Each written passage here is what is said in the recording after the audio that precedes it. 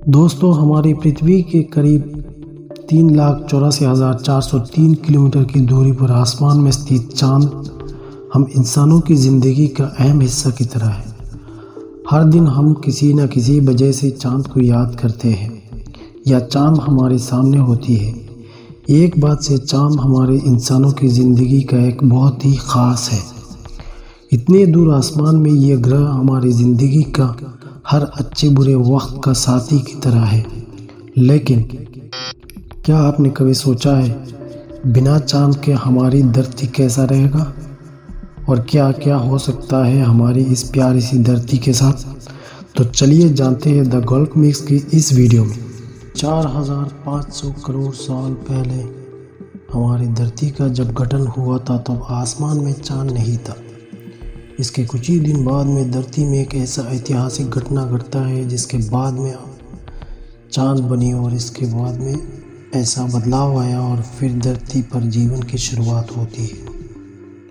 दरअसल हमारी धरती बनने की कुछ ही साल बाद में आसमान में मंगल ग्रह से भी बड़ा एक एस्ट्रॉयड बहुत ही तेज़ी से आके हमारी धरती से टकराती है और ये टक्कर इतनी ज़ोर से था कि हमारी पृथ्वी के एक बड़े हिस्से को तहस नहस कर देता है।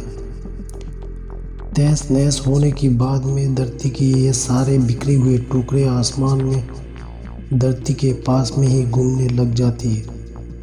दरअसल दोस्तों, हमारी पृथ्वी की ग्रेविटेशनल पावर की वजह से ये सारे टुकड़ा ज़्यादा दूर नहीं जा पाती है और पृथ्वी के आसपास ही घूमने लग जाती है।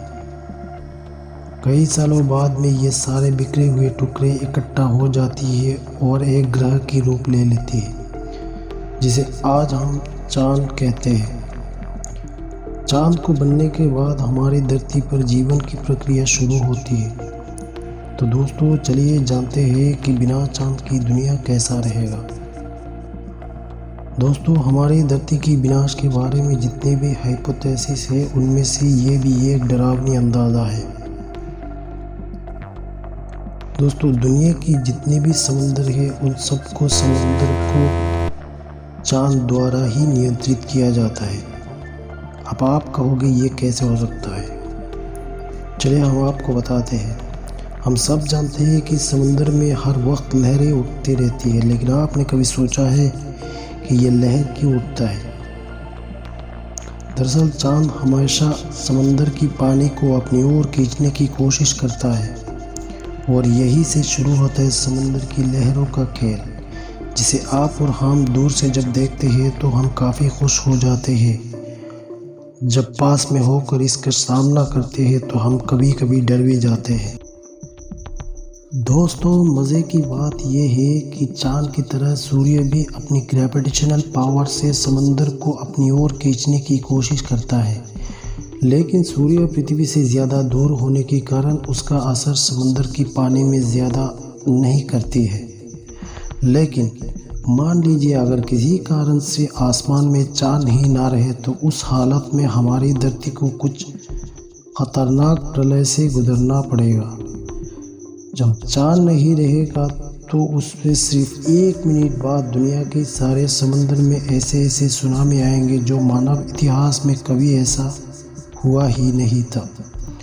दरअसल चाँद की गैर मौजूदगी में समंदर की पूरी नियंत्रण सूर्य के पास चला जाएगा और फिर समंदर में बड़े बड़े लहर उठना शुरू हो जाएंगे और ये सुनामी की रूप ले लेगी और दुनिया की सारे बड़े बड़े शहर इसकी चपेट में आ जाएंगे।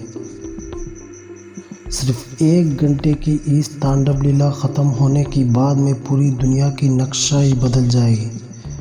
सूर्य और समंदर की पानी के बीच में कुछ तालमेल बन जाएगी, फिर समंदर शांत हो जाएगा, लेकिन तब तक काफ़ी तबाही मच चुकी होगी। और फिर हम सब जानते हैं कि चाँद रहने के कारण हमारी पृथ्वी 23.5 डिग्री कोने पर घूमते रहती है। चाँद अपनी ग्रेविटेशनल पावर से पृथ्वी को इस पोजीशन में पकड़ के रखता है, लेकिन चाँद ना रहने की सूरत में पृथ्वी को इस हालात में रखने के लिए कोई ग्रेविटेशनल पावर नहीं रहेगा।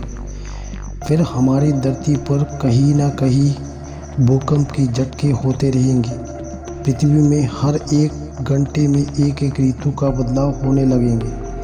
अचानक दुनिया के किसी हिस्से में लोग काफ़ी गर्मी से परेशान हैं, वहीं पर कुछ ही देर में अचानक बर्फबारी शुरू हो जाएंगे और कहीं और हिस्से में काफ़ी सर्दी से परेशान लोग हैं, पर अचानक उस एरिया में धूप और गर्मी शुरू हो जाएंगी।